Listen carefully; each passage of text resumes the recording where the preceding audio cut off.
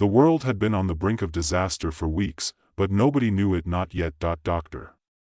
Benjamin Holt was about to change that.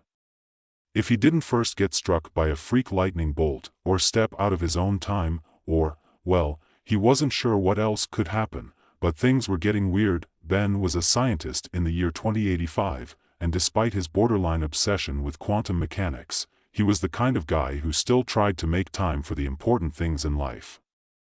Like, say, a hot dog for lunch, preferably one he didn't burn in the microwave. He had long since accepted that science was a messy business, filled with accidents and failed experiments, and most importantly chaos.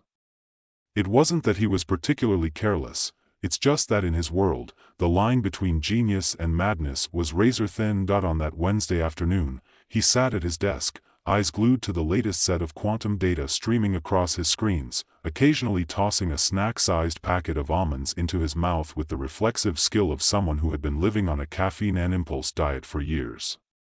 The last few weeks had been a blur of late nights, caffeine crashes, and the pursuit of an impossible breakthrough in quantum computing, something to stabilize quantum entanglement for good. He had been attempting to solve the problem of quantum stability for months, trying to create an algorithm that would harness quantum coherence without the collapse of the system itself.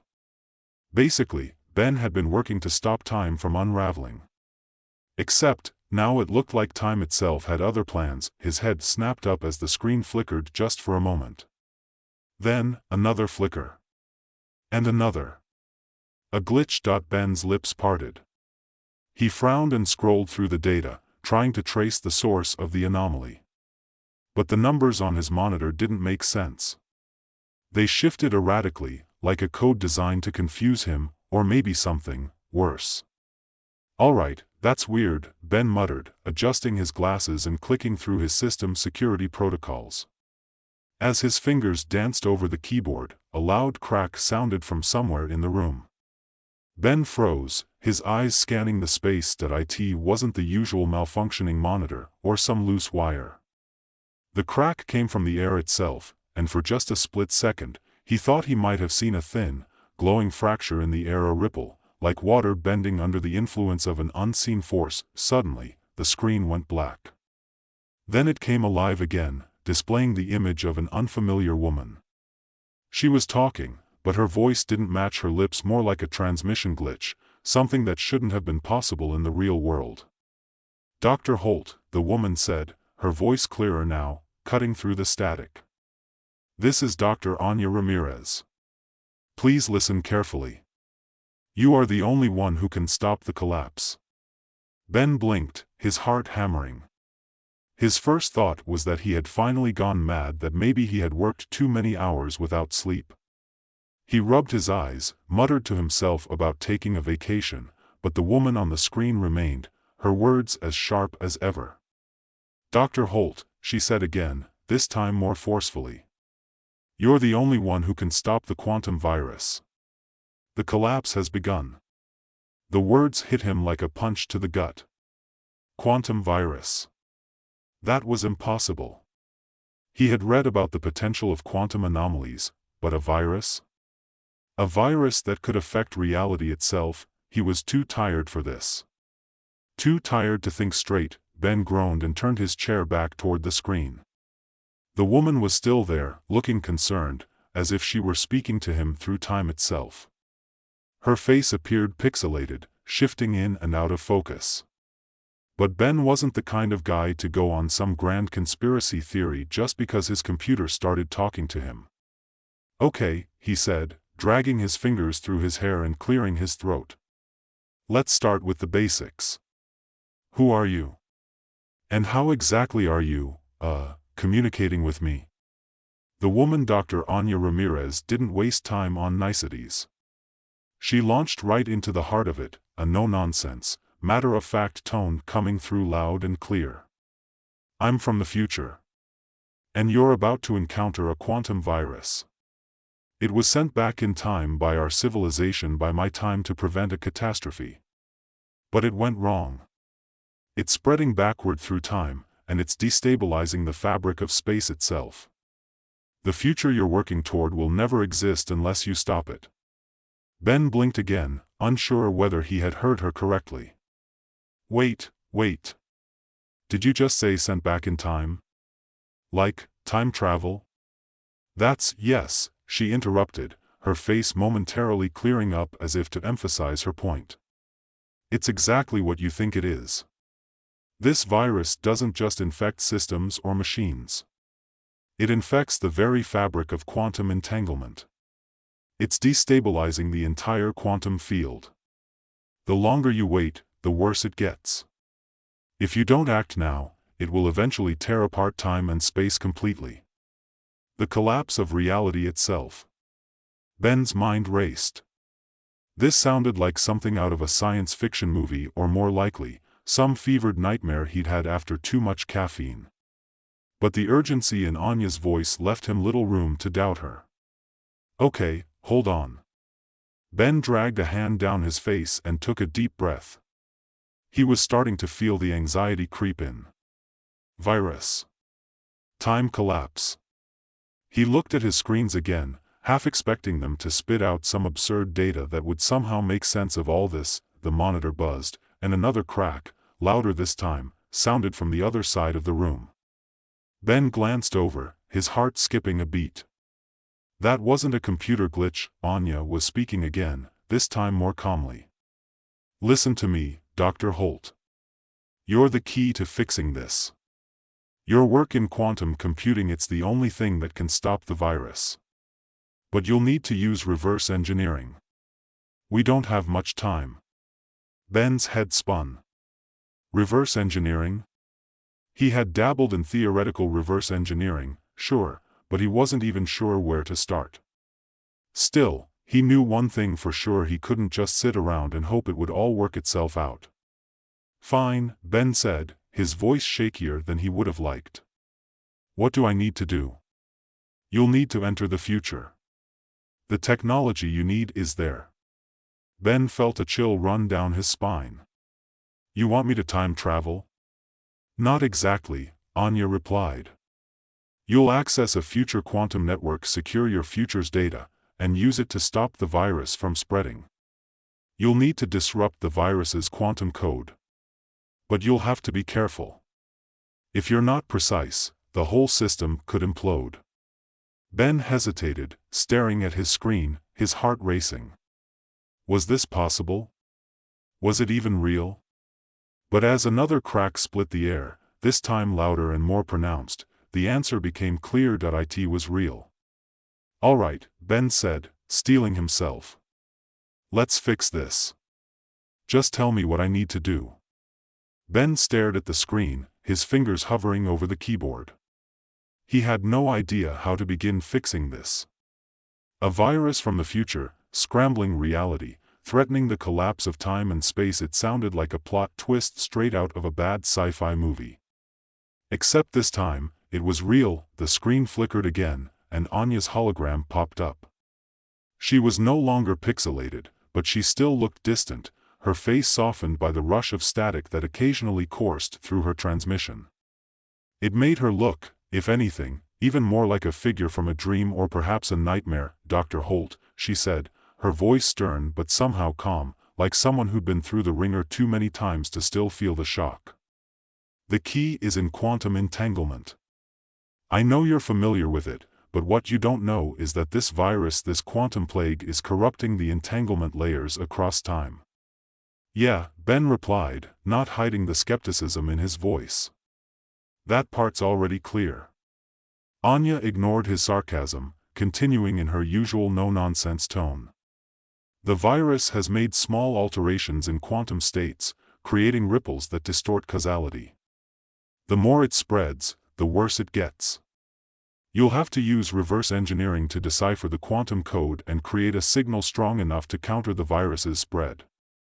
Ben leaned back in his chair, trying to absorb the information. Reverse engineering? That was something he had dabbled with in his early career, but it was a different beast when you were up against something as dangerous as a time-bending virus. And the worst part? He had no idea where to begin. If the future had this kind of tech, why not just send it back and solve the problem? Why did it have to come to him, some slightly burnt-out quantum techie in the past. I don't even know where to start, Ben muttered, pacing around the room, running his hands through his hair. I mean, reverse engineering a virus that's causing time to break down. Do you realize how insane that sounds? I understand, Dr. Holt, Anya's voice softened, as if trying to be empathetic. But this is the only option. You're the only one with the capacity to make sense of the technology we sent back. And right now, there's no time to waste. You have to get to the source of the virus and stop it before the timeline fractures beyond repair. Ben paused, suddenly still. The air around him seemed to thrum with an energy he hadn't noticed before. It was like reality itself was waiting for him to make the next move. Every system in the room hummed, as though urging him forward. A sudden realization hit him. He wasn't just fighting to save a few lines of code. He was fighting for the very structure of reality. The quantum fabric of everything, the universe, time itself, was unraveling. And if he didn't do something, everything would cease to exist as he knew it. Ben exhaled sharply. No pressure, right? He glanced back at the monitor, at Anya's distant figure, her expression solemn, the weight of her words pressing against him. There was no time to waste. All right, Ben said, more to himself than to her. Let's do this. The world outside his window was blurring into a haze of neon lights and the sound of traffic. He could hear the soft buzzing of electrical components in the room. For a second, he wondered if it was all going to be too much, if he was going to fail. But then he thought of his earlier work, his breakthroughs in quantum computers, the countless hours he had spent fine-tuning algorithms that only made sense to him. If anyone could figure out how to reverse engineer this mess, it was him. He pushed the thought aside, determined not to second-guess himself. We'll need a machine, he said. Something that can interface with the quantum field. I've been working on something, but it's far from ready. No, Anya interjected sharply. You can't build it from scratch. Time is running out. You'll have to use what's already there, what we've sent back.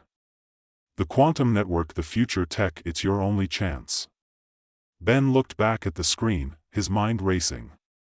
His thoughts scattered like marbles on a floor. It was hard enough dealing with the idea of time travel, but now he was supposed to reverse engineer future technology using what little he had at his disposal. It wasn't like he had an anti-time virus button sitting in a drawer somewhere, but he knew she was right. Time was slipping away. Okay, I'll try to access the quantum network. How do I? Before he could finish, a violent shake rattled the room. His desk jolted forward, sending his coffee cup flying off the edge, splashing against the floor. The hum in the air grew louder, almost deafening, as the room filled with an electric charge that made his skin crawl. The lights flickered, then, everything stopped. For a heartbeat, Ben held his breath. He didn't need to ask what was happening. The virus was spreading, time was collapsing, the floor under his feet seemed to warp, bending in and out like a puddle of liquid. His computer screen scrambled, the data turning into unreadable symbols, lines of code twisting into shapes that shouldn't exist in a three-dimensional world. The sound of static filled the air, as if every noise had been stretched across a broken spectrum. It was like watching reality get rewritten in real time. Ben's pulse quickened. He stumbled toward the desk, trying to steady himself, but the shaking was getting worse. The room around him felt like it was about to crack open. Anya, he shouted, but his voice was swallowed by the roar of static. The image of Anya flickered and distorted, her voice barely audible. You need to act now, Dr. Holt. The source of the virus is at the heart of the quantum network. You must stop it before it spreads beyond repair. Ben didn't need to be told twice. His instincts took over. He lunged for the quantum interface on the desk, a device that he had designed for communication with future technologies but never fully understood. It looked like a cross between an ancient computer terminal and something from a science fiction movie. Glowing cables, strange symbols, and a glowing orb at its center. He slammed his hand onto the interface, fingers dancing over the controls as if by muscle memory. The device flared to life, sending a pulse through the room. The walls seemed to breathe, contracting and expanding with the rhythm of the machine. Connect me to the network, he muttered, his fingers flying over the keys. Now. There was a brief moment of silence. Then, the orb at the center of the machine shimmered and expanded, splitting into multiple strands of glowing light that reached out like tendrils, searching for something. It was like watching the threads of time being woven together again, each one vibrating with the potential to either save or destroy everything. Ben took a deep breath, closed his eyes, and focused. The world around him began to fold. His vision blurred, but in that blurring, something emerged, a series of quantum data streams, interwoven with anomalies. He could see the virus now shifting like a dark cloud, a tangle of corrupted quantum particles. It was everywhere, tangled up with the threads of time itself. The virus was alive, in its own way. A self-replicating code that fed on the very fabric of reality. He had to stop it before it spread too far. As his hands worked across the interface, typing commands and executing programs he barely understood, Ben could feel the tension building. The air crackled with energy. Every second, the quantum stream was getting harder to control, the virus spreading faster than he could counter it. Ben's heart pounded. He was running out of time. Suddenly, the machine emitted a low hum, and then nothing. The screen went blank. Ben froze. "Anya," he whispered, his voice barely a breath. He looked down at the interface, a sense of dread settling in his chest. Had he failed? Was it over? And then, just as quickly as it had disappeared, the screen flickered back to life. A new message blinked across it, the words flashing in a bright, digital font: "Connection successful." Ben exhaled. He had no idea how he'd done it, but somehow, he'd made it. The quantum network was now open to him. And with it, the chance to reverse the tide of destruction threatening everything. He leaned forward, ready to dive in. Whatever came next, he would have to face it head-on. He had no choice. The glow from the quantum interface flickered again, its tendrils of light now solidifying into complex patterns of code. It was like diving headfirst into the heart of the universe itself, a pulsing, chaotic web of information, each thread representing the delicate balance of time, space, and everything in between. Ben's mind raced, his hands moving over the controls as if they were an extension of his own thoughts. He could feel the weight of the task pressing down on him, each keystroke sending a ripple through the quantum fabric that stretched before him. This was it. The moment of truth. The connection to the future was still active, the network linking him to the very core of the virus. It was so close now that Ben could almost see the virus itself, a swirling mass of corrupted quantum data, twisting and growing, feeding off the temporal anomalies it had created. He could almost hear its pulse, like a low hum vibrating beneath the fabric of reality. The future, as Anya had warned, was on the edge of collapse, and if he didn't act quickly, everything he knew, everything he loved would cease to exist. "Focus," Ben muttered to himself, staring at the streams of data as they shifted before him. He had to break down the quantum code, reverse engineer the virus before it infected everything. But the deeper he dug, the more he realized how complicated it was. The virus wasn't just a piece of corrupted data, it was like a virus with its own intention, its own purpose. It was rewriting the rules of quantum physics as it spread, mutating with every cycle, adapting faster than he could comprehend. There was no way to stop it with the tools at his disposal, not unless he could find a way to shut it down at the core. The interface responded to his input, lines of code unfurling like the spirals of a galaxy. Ben had no idea what he was doing anymore. It felt like he was drowning in a sea of numbers, each more abstract than the last. Every command, every attempt to isolate the virus only seemed to make it spread further. The very code he was trying to manipulate began to fold in on itself, looping in impossible patterns that defied logic. It was as if the virus had learned how to adapt to his every move. Ben's breath came in sharp bursts, his pulse quickening. He looked at the flickering image of Anya, still standing resolute, even though her form was fading with every passing second. Her face was half-shadowed, her voice distorted by the interference. "You need to hurry, Dr. Holt." Her words were barely audible now, as if coming from a different dimension altogether. "The quantum structure is breaking apart. You're running out of time." If you don't stop the virus, I know. Ben interrupted, the panic starting to rise in his chest. His hands were moving without thought now, punching in commands, trying desperately to stabilize the system. I'm doing everything I can. But the virus, it's evolving too quickly. I can't keep up with it. A pulse of light flared from the quantum interface, sending a shockwave through the room. Ben winced as the energy field around him rippled, distorting the space in front of him. The quantum network seemed to be fighting back, as if the virus had gained enough strength to take control of the very system that was supposed to destroy it, and then, in the midst of that chaos, something unexpected happened. The interface began to flash a series of rapid, chaotic signals flashing across the screen. Ben's eyes widened. A new message appeared in the center of the interface, clearer now than it had ever been before. Signal received. Decryption in progress. Wait, what? Ben whispered. The message was completely unexpected. It was coming from a different source, a signal from deep within the network itself. It was a backup. A fail-safe. Someone somehow had already planted a solution inside the virus's code, embedded within the quantum structure. A fragment of information that could stop it. Ben couldn't believe it. The solution had already been put in place.